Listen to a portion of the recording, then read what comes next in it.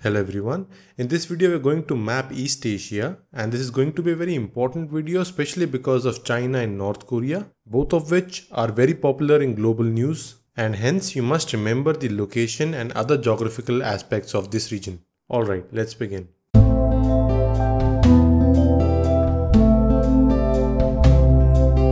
First let us look at the countries in this region. सबसे पहले हमें देखना है सबसे बड़ी कंट्री ईस्ट एशिया की, which is China.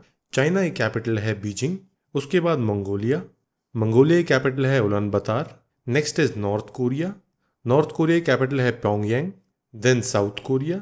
South Korea की कैपिटल सियोल. जापान. जापान की कैपिटल है टोक्यो. उसके बाद आता है ताइवान. ताइवान की कैपिटल है Taipei. Now the East Asian region is very rich in culture and tradition since ancient history. इस रीजन का इतिहास बहुत पुराना है, यहाँ का कल्चर और ट्रेडिशन बहुत पुराना है.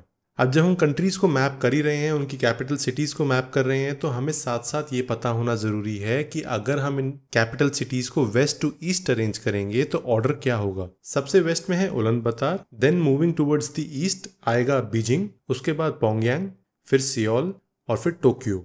जनरली क्वेश्चंस में आपको ट्रिक किया जा सकता है बिटवीन उलानबातर एंड बीजिंग, इतना ध्यान नहीं रख पाते हैं स्टूडेंट्स, और प्योंगयांग एंड सियोल. प्योंगयांग और सियोल में आपको पता होना चाहिए that Pyongyang is towards the left and north as compare to Seoul.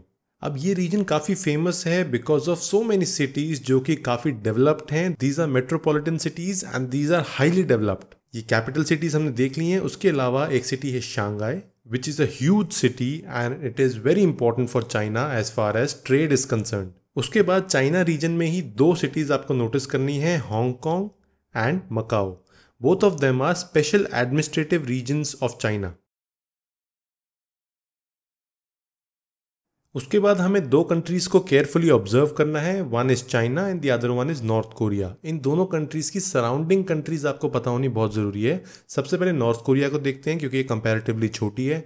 North Korea के नॉर्थ में अगर आप देखें तो रशिया है. देन मूविंग एंटी क्लॉकवाइज आप देखिए China and then South Korea. तो नॉर्थ कोरिया की बाउंड्री कंट्रीज तीन हैं, Russia, China and South Korea. अब जब नॉर्थ कोरिया साउथ कोरिया की बात हो रही है तो this is the Korean peninsula, और इन दोनों के बीच में जो बाउंड्री है, before the Korean war it was known as the 38th parallel. अब 38th पैरेलल इसलिए because this was defined arbitrarily along the 38 degree north latitude. लेकिन जब कोरियन वॉर खत्म हुई उसके बाद जो बाउंड्री डिजाइन की गई वो ये थी, and it was known as the demilitarised zone और the demarcation zone. Now currently this is one of the most militarized and weaponized regions in the world. Right, so उसके बाद हमें देखना है China. Now China is a huge country और आप observe करो कि इसकी बाउंड्री बहुत सारी कंट्रीज के साथ लगती है. Let us start with north Korea. उसके बाद एंटी क्लॉकवाइज डायरेक्शन में अगर हम चलेंगे तो फिर आएगा Russia, then Mongolia, Kazakhstan, Kyrgyzstan, Tajikistan. यहाँ पे केयरफुली देखो Turkmenistan, Afghanistan, India, Nepal, Bhutan, Burma which is also known as Myanmar, Laos and Vietnam. अब अगर ध्यान से ऑब्जर्व करो तो Thailand does not have a boundary with China. Right, so East Asia के जस्ट साइड में beyond Japan you will notice this is the North Pacific Ocean, and this is very famous for high tectonic activity. और इस reason में बहुत सारे volcanoes मिलते हैं, इसीलिए इस रीजन को बोला जाता है as the Pacific ring of fire. Pacific ring of fire इसलिए बोला जाता है बिकॉज यहाँ पे टेक्टोनिक और सीज्मिक एक्टिविटी बहुत ज़्यादा है, अर्थक्वेक की फ्रीक्वेंसी बहुत ज़्यादा है, और यहाँ पे बहुत ज़्यादा वोल्केनिक एरप्शंस हैं. रफली there are around 452 volcanoes in this region, इसलिए इसको पैसिफिक रिंग ऑफ फायर कहा जाता है.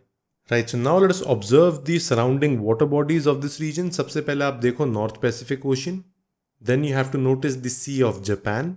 This is between the Korean peninsula and Japan.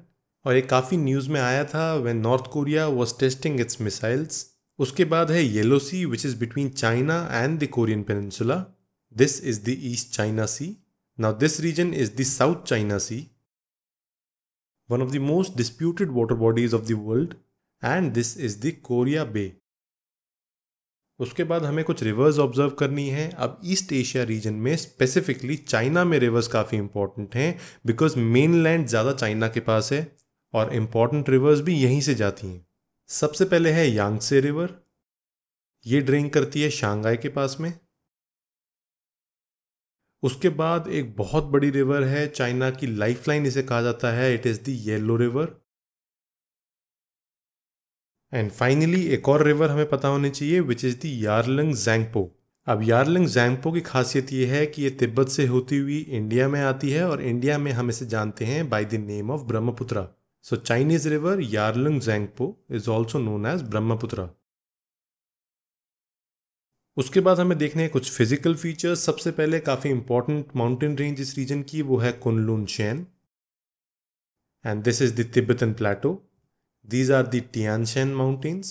These are the Altai Mountains in China and Mongolia. And this is the Gobi Desert shared by Mongolia and China.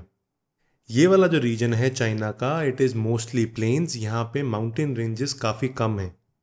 अब जब east Asia की बात हो रही है तो हमें डिस्कस करना चाहिए about the east Asia summit. अब ये समिट शुरू हुआ था इन 2005। इसका पहला समिट कुआलालंपुर मलेशिया में हुआ था। And basically it is a forum of East Asian, Southeast Asian and South Asian regions. So basically ये पूरा रीजन जो है south Asia, south east Asia and east Asia, इनकी फोरम है ईस्ट एशिया समिट।